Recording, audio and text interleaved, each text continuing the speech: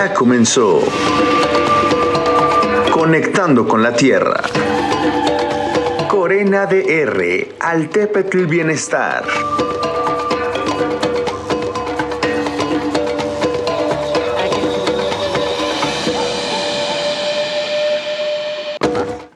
Hola, muy buenas noches. Ya son las 8 en punto. Yo soy Celia Oliver y les doy la bienvenida a Conectando con la Tierra. Aquí a mi lado se encuentra Luis Labastida. ¿Cómo estás, Luis? Muy bien, querida Celia, ya entrando con todo a este programa porque ya es martes, ya son las 8 de la noche, y es hora de conectarse con la Tierra y con todos nosotros a través de Acústica y por supuesto también a través de las redes sociales, que siempre son las benditas redes sociales, como les dice el señor presidente Andrés Manuel López Obrador. Ay, qué buena semana. ¿Cómo te ha ido? Pues muy bien, pero fíjate que estaba leyendo un poema de Nicolás Guillén. Ajá. Que decía: ya nadie duerme ni está en su casa, ni el cocodrilo, ni la yaguasa, ni la culebra, ni la torcaza, cucucacao, cacho, cachaza. ¿Y sabes por qué no duermen? ¿Por qué? Pues porque vamos a hablar hoy de la biodiversidad del suelo de conservación. Y nos acompaña esta noche el subdirector de Conservación y Beneficios Ambientales, el doctor César Antonio Abarca García. ¿Cómo está, doctor? ¿Cómo le estás? va? Muchas gracias. Buenas noches, Luis, Celia. Esta es la segunda vez que vengo al programa. Pues, sí. Muy contento. Gracias por la invitación. Oye, Doc, a nosotros siempre nos da gusto recibir a todos ustedes que vienen de Corena, en especial cuando viene gente de su área, ¿no? Porque al final del día siempre han venido un montón del área de la subdirección, pero ahora nos da más gusto que venga usted, que es el titular, y que al final del día pues vengas a platicar de esta parte de la biodiversidad, que es algo que se cuida en la Corena de una manera muy fuerte, de una manera totalmente hace estructura, y aparte va ahí encaminado todas las acciones que se realizan, ¿no? Sí, así es. Es tan importante, como dices, Luis, que las instalaciones de la Corena se han transformado en el Centro de Preservación de la Biodiversidad de la Ciudad de México. Pues cómo no va a ser importantísimo si el 60% del territorio de la Ciudad de México es suelo de conservación. Así y tenemos áreas impresionantes. Pero antes de empezar con las áreas y demás, ¿qué es la biodiversidad, doctor? Pues es las diferentes formas de vida que existen. La podemos entender a diferentes niveles, la biodiversidad, desde genes. ¿Sí? A nivel de los genes que tenemos todos los organismos, pues hay una gran biodiversidad. A nivel de individuos, veámonos nosotros tres, somos distintos, claro. No hay nada igual. Ahí es un reflejo de la biodiversidad. Luego a nivel de poblaciones, ¿no? A nivel de comunidades y a nivel de ecosistemas. Y bueno, y ya que decimos que la biodiversidad, tenemos diversos también ecosistemas, como marcaba. ¿Cuáles son los ecosistemas que tenemos en el suelo de conservación de la ciudad? Pues algo interesante antes de contestar puntualmente la pregunta, porque hay mucha diversidad ecosistémica y de especies en el suelo de conservación de la Ciudad de México, es que la Ciudad de México es muy heterogénea geográficamente. O sea, vayan ustedes desde el centro hasta el Pico del Águila en el Ajusco. Hay un gradiente altitudinal muy importante, y junto con ese gradiente altitudinal pues hay diferentes condiciones ambientales, de temperatura, de tipos de suelo, etc. Y eso pues ha creado una diversidad de especies, de formas de vida en todo el suelo de conservación. Es muy impresionante, sobre todo cuando tomamos en cuenta que cuando lo comparamos superficialmente, la superficie del suelo de conservación, con otros estados de la República Mexicana, pues es súper chiquitito. Claro. No representa ni el 1%, pero aún así resguarda el 12% de la biodiversidad que hay en México, y también hay que recordar que México es un país megadiverso. Por lo tanto, el suelo de conservación también es megadiverso. Y aquí se han formado a través de muchos miles de años 6 ecosistemas. 3 forestales, que es el que se encuentra más distribuido y donde hay pinos y encinos sobre todo. Hay matorral xerófilo, ¿sí? Que es de climas más más secos. También es interesante porque tenemos uno de los matorrales xerófilos que se distribuyen a una mayor altitud en todo el mundo. Sí, porque uno ve esos matorrales, perdón que lo interrumpa, por ejemplo, hacia Sonora, hacia la parte más baja, casi al nivel del mar. Todas las selvas bajas, hacia Jalisco, toda la costa del Pacífico, hay mucho matorral xerófilo. También hay pastizales de alta montaña, y esos son ecosistemas, créanme que súper diversos. Hay más de... Uno va a los pastizales y a un biólogo pregúntenle, ¿y cuántas especies así a ojo de buen cubero pueden reconocer? Y van a decir 4 o 5 diferentes, pero ahí hay más de 60 especies de pastos. O sea, uno ve pura peluquita. Y también están los ecosistemas lacustres que todavía existen en Xochimilco, en Tláhuac. Entonces, sí es impresionante la biodiversidad que se ha originado en esta parte de la cuenca del Valle de México. Claro. Ahora, por ejemplo, en la ciudad en estos 6 años se han hecho grandes esfuerzos también por recuperar humedales, se han hecho grandes esfuerzos por restaurar el bosque, por darle nuevamente esa vida al medio ambiente de la Ciudad de México.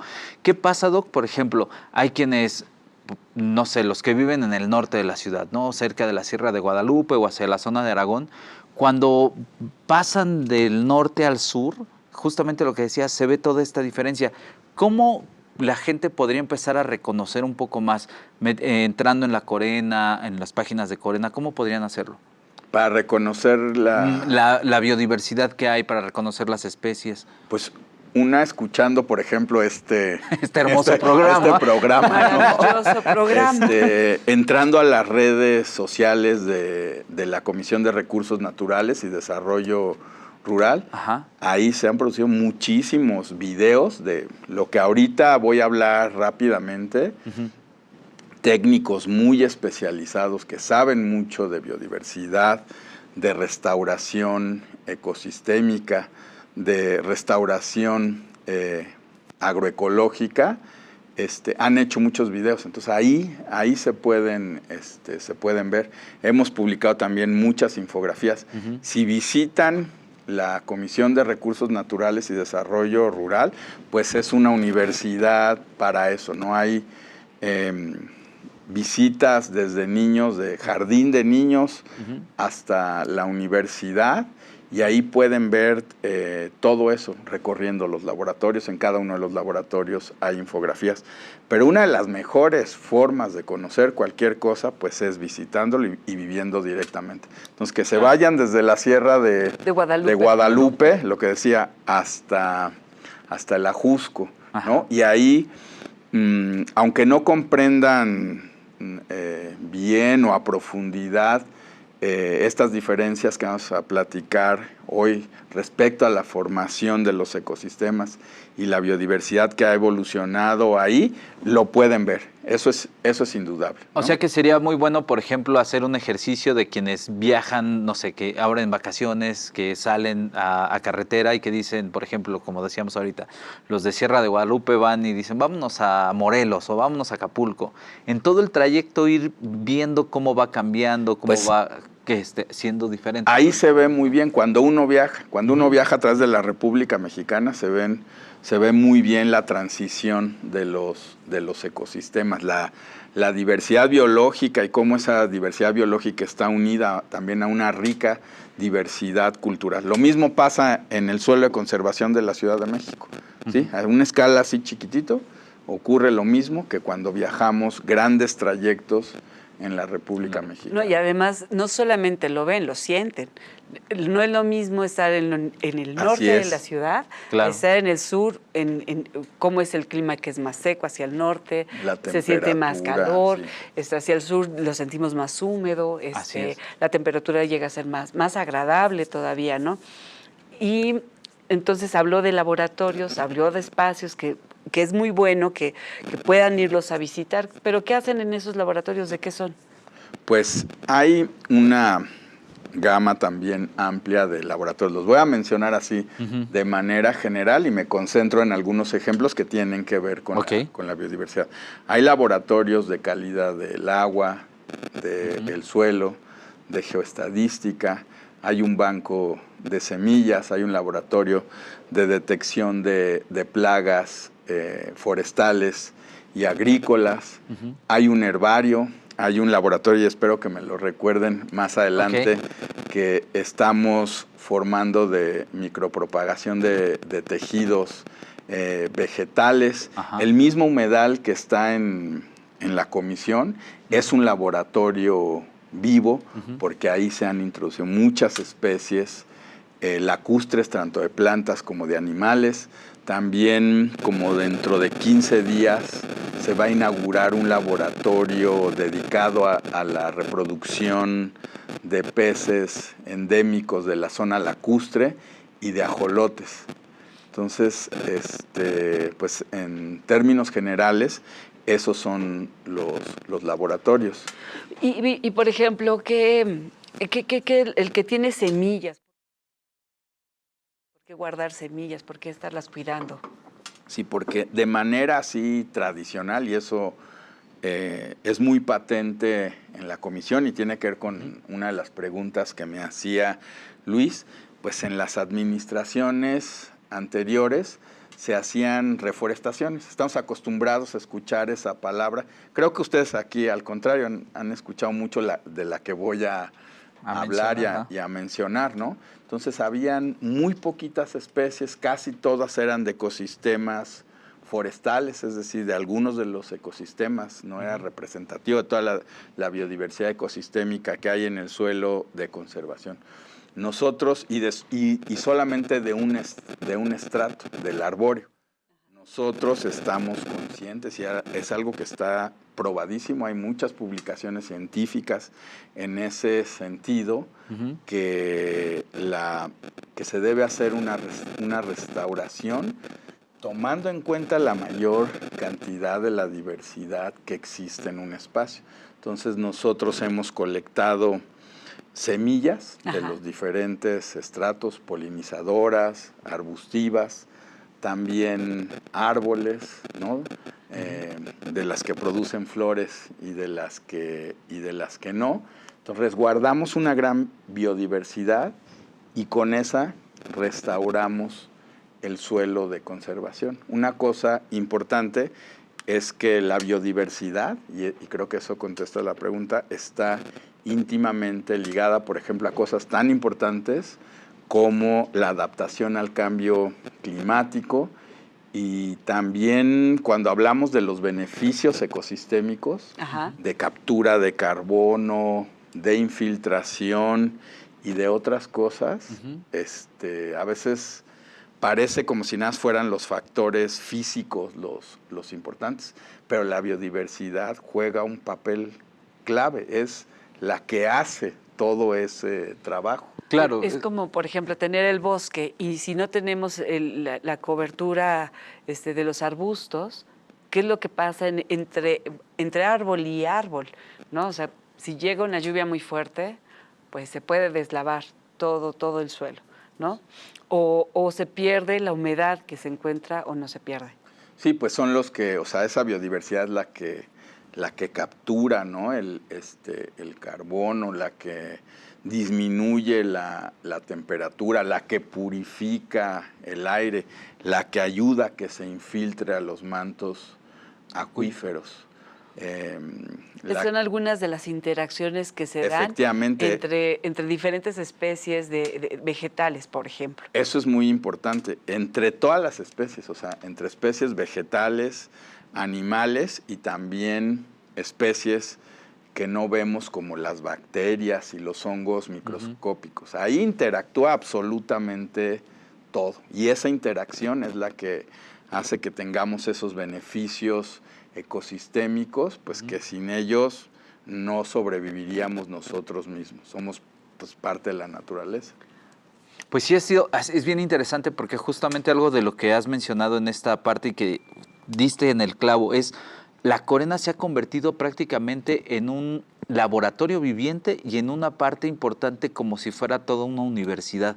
Y también parte de esto es interesante saber que no solamente la Corena está actuando de una forma responsable con el medio ambiente, sino que está invitando justamente a la academia, ¿no?, a formar parte de esto.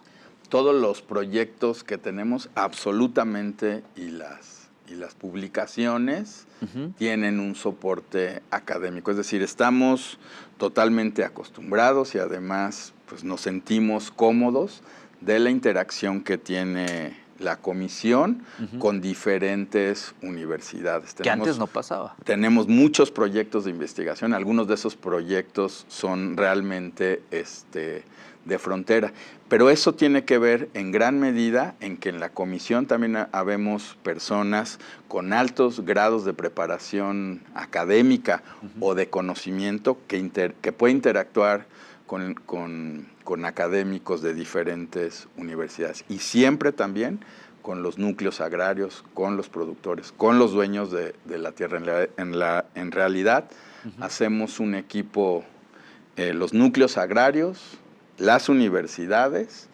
y el personal de la comisión. Es que eso es que estemos caminando hacia la sustentabilidad como se plantea en la Constitución, o sea, que cómo ejerces esos derechos, ¿no?, de tener un ambiente sano y demás, pero ser sustentable es eso, que podamos tener esta hélice completa, ¿no?, donde se participan dueños de tierra, como bien dijo, la academia y gobierno para tomar decisiones bien objetivas.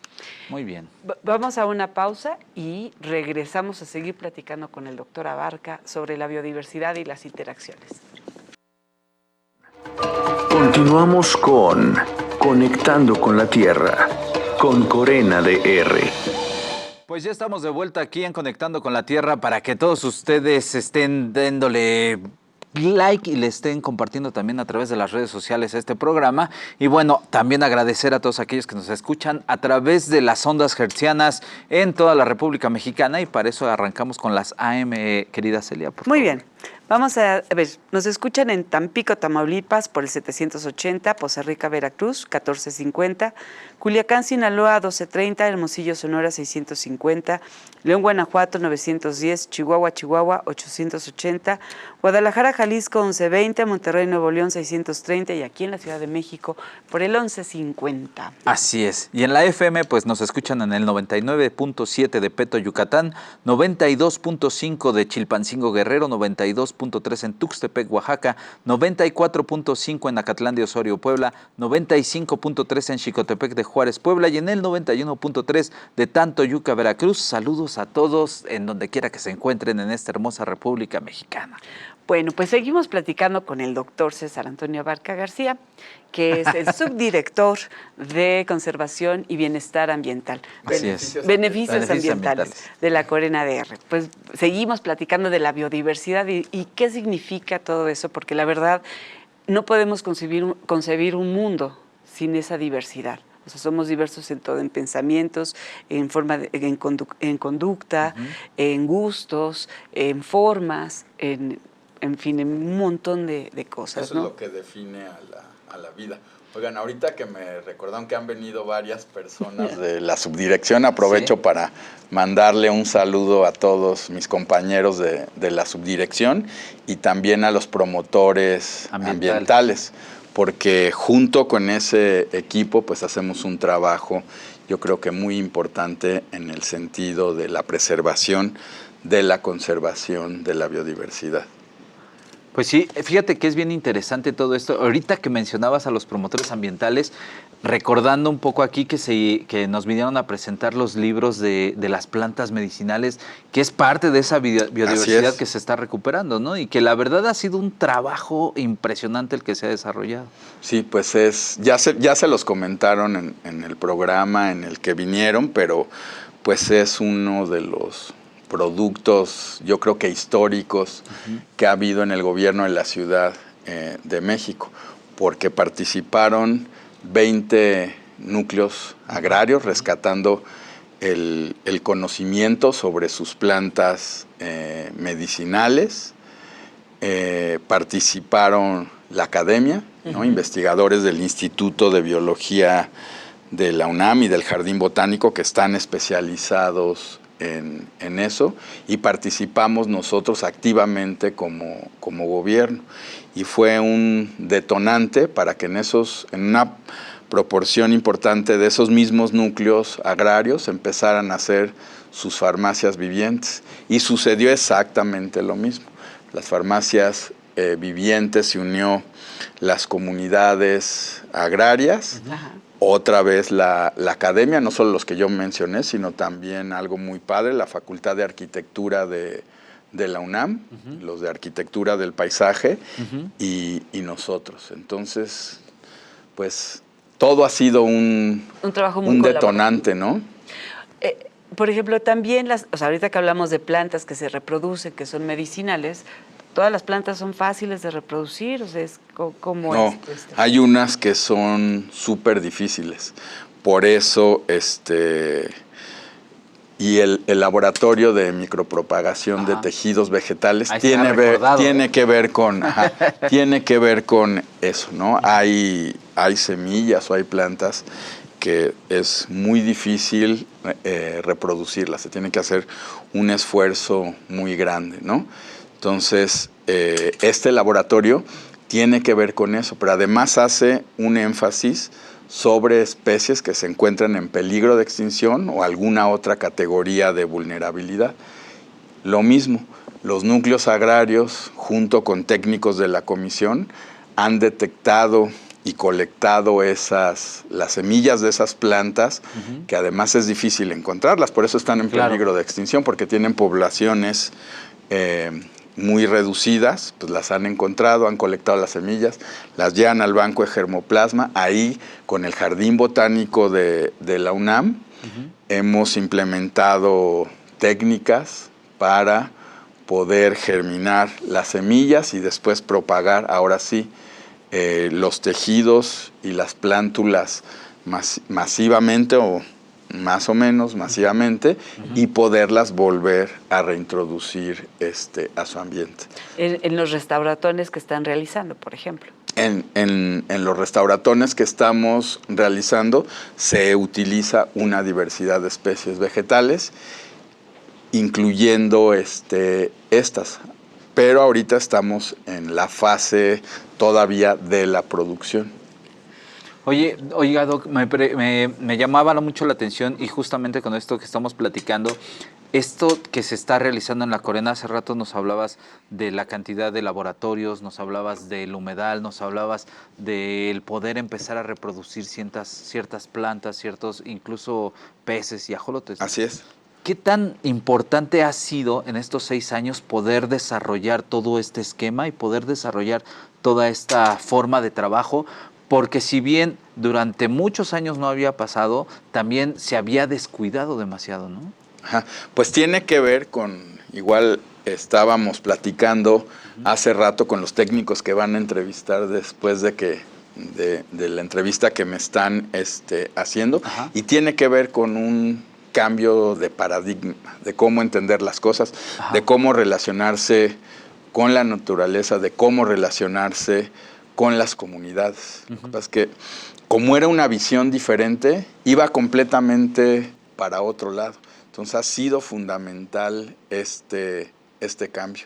Tiene que ver con lo que dije en algún momento, ¿no? Con reconocer que una de nuestras mayores riquezas, o yo creo que la mayor, es eso, ¿no? Que somos diversos biológica y culturalmente, y que eso está totalmente unido, está entrelazado. Fíjese que viendo esto de la producción de las plantas medicinales, influye en nuestra forma de ver y relacionarnos con el medio ambiente, pero también las formas, los colores y los olores están muy relacionadas, cómo vemos las cosas, ¿no? Así es. Las leyendas, las historias, están bien vinculadas, ¿no? Por ejemplo, en mariposas, en el suelo de conservación, hay algunas, no son tan difíciles de encontrar, ¿no? Como la Scalapha dorata, que es la mariposa negra, esta mariposa que le dicen ratonera, que la relacionan con la muerte. Claro. Entonces, pero la muerte no es una muerte así de, ay, que alguien se puede morir nada más, sino puede ser el fin de un ciclo y puede ser, pueden ser muchísimas cosas para terminar, para comenzar algo nuevo. Eso es bien interesante, cómo la cosmovisión de los pueblos hace que tengamos una visión diferente, ¿no? Y entonces ya hablamos mucho de plantas, ya hablamos mucho de suelos, y ahora hablemos un poquito sobre esa diversidad que hay de los mamíferos, de los reptiles, de los anfibios, ¿no? Sí, pues los técnicos asesores que hay en las áreas de restauración ambiental que ustedes las han presentado, y las brigadas están capacitadas y para muchas cosas, pero dentro de ellas para el monitoreo de la biodiversidad. Entonces, por ejemplo, el fin de semana presentaron en el pabellón de la biodiversidad de la UNAM un trabajo sobre las serpientes que hay en el suelo de conservación. Y un número importante de estas, lo mismo que casi para cualquiera de las demás especies, pues son endémicas y se encuentran en alguna categoría de vulnerabilidad, ¿no? Entonces ha habido también muchos trabajos con animales, con el teporingo, con el gorrión serrano. Ahorita hay un documentalista de la UNAM que está haciendo un documental en Topilejo sobre el gorrión serrano. Hay ajolotes de montaña que viven en vida libre, claro, ¿no? Y nosotros estamos haciendo un esfuerzo muy importante para la recuperación del ajolote de la zona lacustre de Xochimilco, pues que es el más famoso, no solo en México, sino a nivel mundial. El del billete, ¿no? Así es. Entonces, el sonriente. Ese ajolote casi siempre está en laboratorios. No, pero no es, digamos, la mayoría de las personas que han hecho un esfuerzo en la reproducción de esto lo han hecho en condiciones demasiado controladas o totalmente controladas. Nosotros ya dimos el primer paso y existe en el humedal que tenemos en la comisión, ya en un estado totalmente intermedio, porque ahí interactúa directamente pues con un montón de organismos que están en vida libre. Por eso decía que ese humedal es un laboratorio viviente. Tenemos charales, tenemos eso. Han llegado muchísimos patos migratorios y otras especies acuáticas. Pero empezaron de cero, o sea, era que una tina, ¿cómo hicieron ese humedal? ¿O ya existía algo de biodiversidad? De cero, y es muy interesante esa pregunta en el sentido de que la restauración ecológica puede ocurrir en muy poco tiempo. Hace 2 años no existía el humedal, se creó, ¿no? Y a partir de la creación, pues han llegado una infinidad de especies. Por ejemplo, nosotros monitoreamos ciertos grupos semanalmente ahí y sabemos que el 10% de las especies acuáticas que se han reportado para toda la zona lacustre ya utilizan ese humedal, incluyendo especies migratorias. Okay. Hay una gran también cantidad de artrópodos, la rana Tlaloc, que es pues emblemática también de Xochimilco y que se encuentra en una categoría de vulnerabilidad. La hemos seguido y ahí se reproduce, o sea, es un refugio. Entonces, conforme se vayan restaurando otros cuerpos de agua en la Ciudad de México, se va a poder hacer esto de manera integral, como debe de ser, sí, con una diversidad de especies, vegetales y animales, y inmediatamente empieza a cambiar el ecosistema. Y por ejemplo, en la zona alta, en la montaña, ya había dicho que hay algunos anfibios como el ajolote de montaña, pero así también es. hay animales así impresionantes que uno diría, aquí ya ni existen, o sea, está tan cerrada la ciudad, estamos tan contaminados, porque así empiezan los que son bien fatalistas, ¿no? Pero de repente ponen cámaras trampa, que es que van fotografiando lo que pasa enfrente de ellas, y yo sé que Sí, hay por ahí. Sí, pues lo que dijo Luis, y las pueden ver ahí, Luis, en los videos, en las redes sociales. Pues hay gato montés, hay coyotes, hay gallinitas silvestres, una diversidad de mamíferos medianos o más grandes que además reflejan el buen estado de conservación de los ecosistemas, lo mismo que el ajolote de la montaña. Si esos ecosistemas no estuvieran bien conservados, sería imposible ver esas especies. Son bioindicadores, pero de la buena calidad del hábitat. Pero ¿cómo funciona eso? O sea, ¿cómo funciona para que podamos decir si son buenos indicadores de la calidad? Pues en cuanto empieza a ser perturbado un hábitat, uno ve que hay ciertas especies que desaparecen porque aumentó la contaminación, porque cambió la composición vegetal, desaparecen, no resisten cambios ambientales demasiado drásticos. Y empezamos a ver especies, al contrario, porque la vida se va adaptando a muchas cosas, ¿no? Empezamos a ver especies que sí pueden vivir en lugares en donde la calidad ha disminuido, la contaminación ha aumentado. Las palomas, por ejemplo, que vemos en el centro histórico, pues esas son todoterreno en ese sentido. Y aquí lo que habría que hacer énfasis es eso, que esas especies que son muy sensibles a esos cambios en contaminación lumínica, química, etcétera, están ahí, y están ahí porque el agua tiene una buena calidad, porque los bosques o los hábitats en donde viven también no han sido demasiado perturbados a tal punto de que se extingan esas especies. Al contrario, las hemos seguido reportando. Se ha hecho un esfuerzo tan importante en el monitoreo de la biodiversidad que hemos reportado en algunos grupos hasta el 60% más de especies, por ejemplo, en mamíferos, en aves, y en reptiles y en anfibios. Fíjate que pensando también en los grandes depredadores o medianos depredadores, o sea, ver un gato montés, pues también es...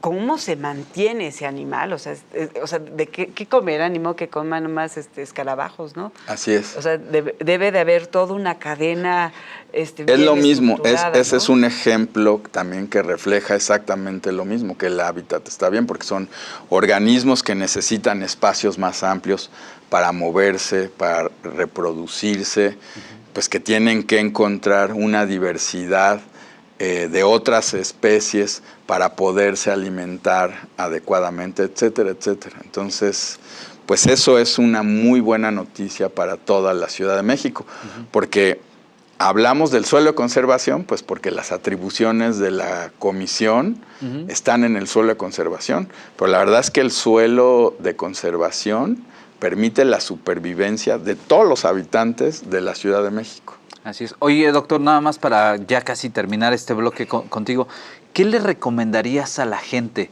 que no sabe todavía bien del suelo de conservación, que está descubriendo qué es la biodiversidad? ¿Qué le recomiendas a esas personas que apenas están empezando a reconocerse dentro de este mundo? Que visiten que visiten las instalaciones de la comisión y nosotros les hacemos un recorrido. Y la otra es que visiten el suelo de conservación, ¿sí? La zona productiva, la zona de los ecosistemas, y poco a poco se van a ir involucrando porque pues es magia pura, ¿no? Van a empezar visitándolos, después van a adquirir guías de aves, por ejemplo, que también son muy bonitas estéticamente hablando, y van a empezar a reconocer ciertos organismos. Yo creo que es visitarlo y solito nace el amor. Es difícil que a una persona no le guste la naturaleza, no se sienta a gusto ahí. Muy bien, muy bien. Pues ahí estuvo el doctor César Antonio Abarca García con nosotros el día de hoy. Qué maravilla de plática. Doc, muchas gracias. No, pues muchas gracias a ustedes y de verdad felicidades por el programa. Hace rato también me contaron, casi van a cumplir... ya cumplimos un año. Ya cumplieron un año.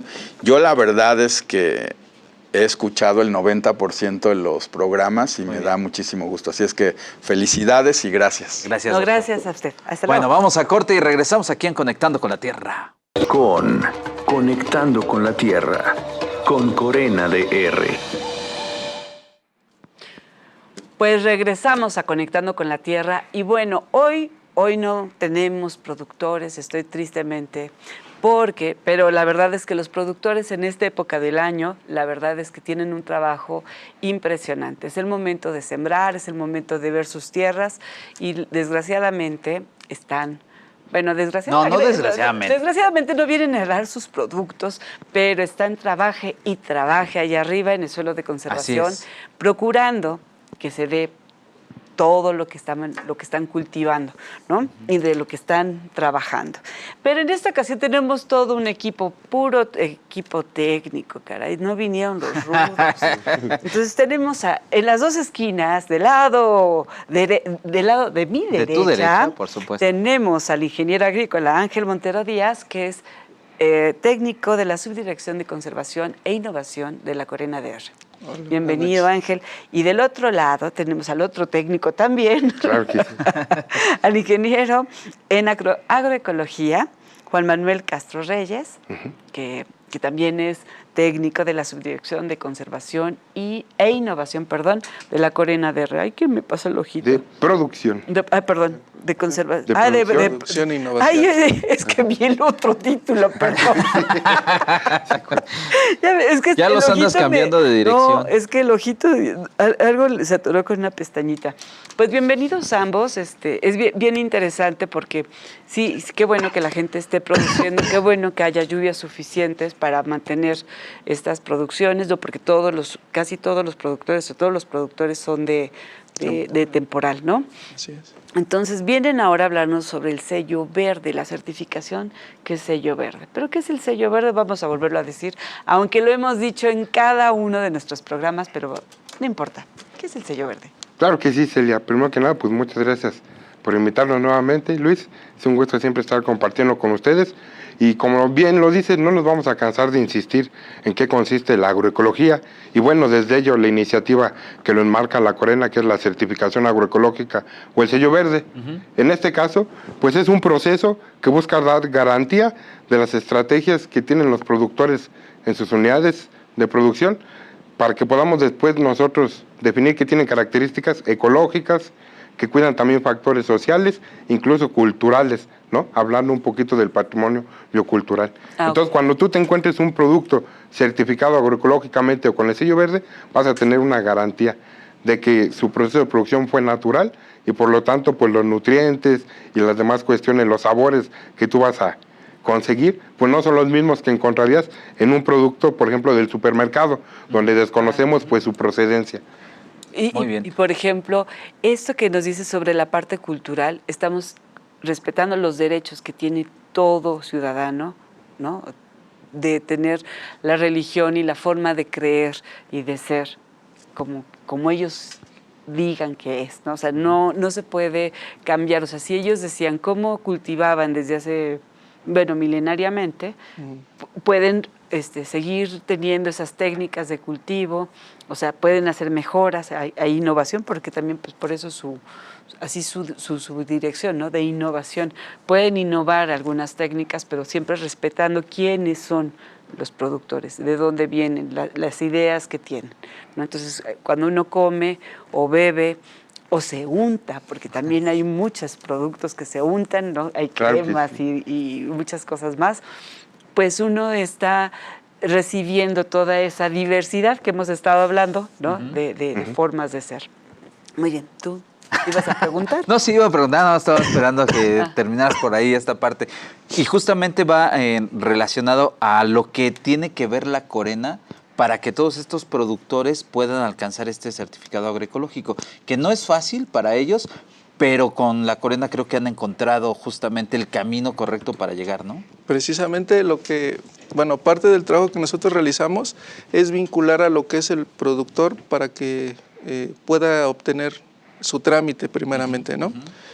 Conlleva lo que es parte de su bitácora, el registro de cosechas, el registro de insumos, y esta documentación debe de tener un respaldo un antecedente de 3 años para poderlo emitir a lo que es la agencia certificadora, quien es la que va y verifica en la unidad de producción para ver si cumple o no este trámite prácticamente. Y que para ellos siempre es bien importante justamente el acompañamiento técnico de Corena, porque ustedes van palomeando y le van diciendo seguramente esta parte de aquí está bien, aquí te falta, aquí hay que corregirle, ¿no? Sí, incluso hay unidades de producción que todavía son monocultivos. Lo que platicamos con ellos es el orientarlos para que traten de diversificar su unidad de producción.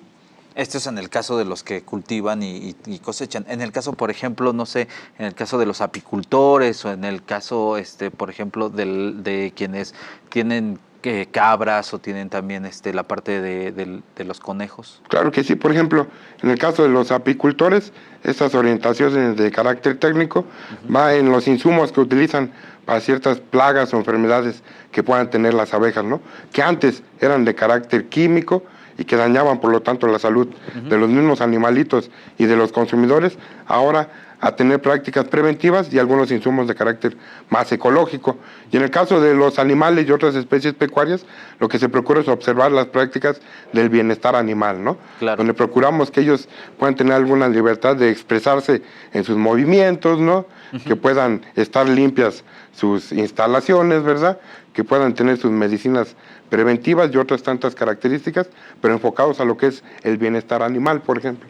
Fíjate que es terrible cómo le hacen algunas empresas para poder producir a los animales y que eso ha llevado a corrientes muy, muy drásticas, ¿no? De alimentación, que dicen, no, ya no hay que comer nada de animal porque estamos promoviendo el deterioro, el malestar de los animales. Pero porque las tienen no son granjas, son como fábricas de animales donde están con luz perpetua, o sea, para que se den cuenta lo que es no tener bienestar animal, es tenerlos con luz todo el día, las 24 horas del día, para que alcancen un tamaño adecuado o suficiente para poder sacrificarlos, en espacios muy, muy, muy restringidos, donde apenas si se pueden levantar y acostar, ¿no? Y que eso provoca muchísimas enfermedades, entre ellos porque están uno pegado a otro. Entonces, si se contagia a uno, es una pandemia ahí adentro, ¿no? Entonces, vienen muchísimos antibióticos, hormonas de crecimiento. Ahí sí, o sea, el animal sufre desde que nace hasta que lo sacrifican, ¿no? Entonces, esto de bienestar animal es bien importante, cómo permitirles que salgan a tomar el sol, que tengan horas de sueño, que tengan un tiempo suficiente y natural de crecimiento. O sea, no vas a desarrollar un pollo en 10 días, sino va a tardar a lo mejor 10 y medio. No van a tardar, no sé, tardan a lo mejor el mes, ¿no? Para alcanzar el tamaño que quieren o la cantidad de huevos que pueden llegar a poner una gallina. Y eso es interesante, Celia, porque también como consumidores nos lleva a repensar un tanto pues nuestros hábitos de consumo, ¿verdad? Ajá. Y como tú dices, algunos productos naturales pues no pueden ser tan rápidos o tan voluminosos, así pues nosotros debemos intentar disminuir, por ejemplo, el consumo de algunos alimentos que no generan bienestar animal durante sus procesos, ¿no? Un tanto así, pues las carnes, de los que, como tú ya dices, no parecen granjas, sino fábricas para estos. Y que es una sufridera horrible. Y entonces, o sea, a veces dicen, ay, pues es que va a costar más, pero la verdad, el costo de por ejemplo, una mermelada, comparada con costos también de anaquel o de grandes comercializadoras, no son tan dispares tomando en cuenta también que el que gana ese recurso por haberlo trabajado y haberlo tenido, pues es el mismo productor, o me equivoco.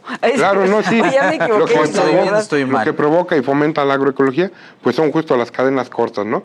Donde el consumidor final esté lo más cerca posible de lo que es el productor. Ahora, hablando de los costos que puede tener, pues adquirir estos productos, a diferencia de alguno convencional o tradicional, yo creo que no puede ser tan equiparable de manera inmediata, porque estos productos tú adquieres salud. Entonces, los otros alimentos, pues se han ido demostrando incluso con algunos estudios que a través del tiempo te pueden enfermar, ¿no? Incluso algunas enfermedades crónicas. Lo que estos alimentos, al contrario, ¿no? En lugar de enfermarte, pues van generando salud. Entonces, en el tiempo, pues te ahorras. Claro, fíjate que algo que comentaban justamente en el Congreso de Agroecología que se tuvo hace algunos meses y que fue organizado por ustedes, muchachos, bueno, y por todos los compañeros que nos han visitado a la subdirección, era que a veces pareciera que el costo de los alimentos es muy alto. Sin embargo, una doctora nos comentaba ahí y nos decía, si tú gastas lo mismo en alimentación agroecológica, que es mucho más sana, que no tiene pesticidas, que no tiene herbicidas, y crees que vas a gastar más, estás equivocado, porque lo que va a pasar es que después vas a gastar menos en ir al doctor, ¿no? Vas a gastar, no vas a tener que ir, vas a estar, yo creo que hasta directo, mucho más sano. Pero es directo. Cuando tú compras una mermelada o compras una cerveza o un aceite o un vinagre agroecológico, o sea, tiene tanto sabor y tiene tal consistencia y es tan rico que no tienes que echarle el frasco de las mermeladas comerciales, ¿no? Claro. Que tienen un índice de azúcar muy, muy alto. Yo veo que los productos que ustedes traen los sellitos, ¿no? Sí. Que es lo que piden. Y entonces uno puede ver cuánta azúcar tienen. Hay unas que no tienen azúcar. Entonces, si tienes problemas de diabetes o tienes problemas de azúcar o problemas de gordura o problemas de lo que quieras, pues no te metes tanta azúcar, pero ya no comes tanto. O sea, claro. Porque a veces lo que nos causa es como una ansiedad de comer y comer y comer, porque nos meten también cosas palatables, que son mucho más ricas o sea, se acercan más a lo que quieres, que en lugar de que consumas una, como un comercial que había por ahí que decía que no puedes comer una, entonces te comes un montón. Con esto sí te comes una porque estás saciando esa sensación y esa necesidad que tienes de algo dulce, claro, de algo saladito, de algo. Minerales incluso. Entonces ahí es donde también ahorras, o sea, ahorras por todos lados. Así es. Oigan, muchachos, ¿cuántos productores tienen ahorita registrados en el sello verde? Claro que sí. Bueno, actualmente tenemos 427 productoras y productores en el sello verde, en los diferentes esquemas que manejamos, ¿no? En el agrícola, dígase hortalizas, frutales, nopal, amaranto, maíz, ¿no? En los pecuarios, cabras, vacas, conejos, peces incluso, apícolas, y también los procesos de transformación, ¿no? Que es muy importante, claro, donde podemos obtener pues muchos de estos productos como las mermeladas, nopales deshidratados, algunos productos cárnicos. También, porque los nopales los deshidratan, le echan chilito. Hacen los famosos squinkles de nopal, y muchas innovaciones que se dejan ver pues de los propios productores y productoras, ¿verdad? Mira, conforme ellos pues van ganando mercado. Son y también requete ricos. Y también hay unos mazapanes. Claro que sí. De esa marca. Hay de maíz que están deliciosos. Es que han venido un montón de productores que de verdad que sí se les agradece que nos cuenten y que hayan podido venir a contarnos qué es lo que producen, cómo lo transforman, en dónde lo venden, ¿no? En dónde lo venden. Hay que recordar. Claro, les recordamos que la mayoría de estos productos pues les pueden encontrar en Casa Tlali, por ejemplo, también en las caravanas en centros comerciales que promueve la Corena. También tenemos algunos de estos productos en lo que es Los Pinos, ¿sale? Y también los podemos encontrar en las ferias del bienestar que promueve la Ciudad de México y que están en diferentes puntos de la ciudad. Reforma. Claro que sí, también en las exposiciones de la venta del cempasúchil, de la Nochebuena, también podemos encontrar estos productores. Y próximamente, pues en algunos puntos como el 7-Eleven y demás están teniendo algunas charlas entre productores y productoras muy consolidados para que podamos llegar incluso a esos espacios.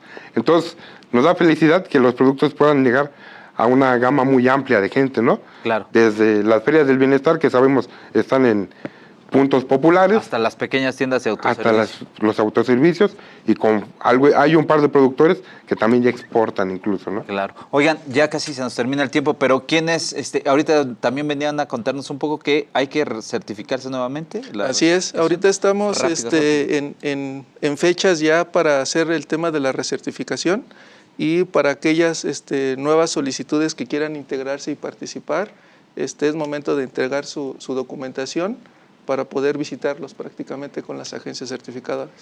Muy bien, pues ahí está. Para que todos aquellos que estén interesados se puedan acercar a las redes sociales de Corena y ahí les van a dar mucha más información. Así es. Perfectísimo. Ya se nos acabó el tiempo. Mil gracias por estar con nosotros. Gracias a todos los que nos escuchan y nos siguen por las redes sociales. Gracias, Luis. Gracias, Celia. Nos estamos escuchando el próximo martes en punto de las 8 de la noche aquí en Conectando con la Tierra. Hasta pronto.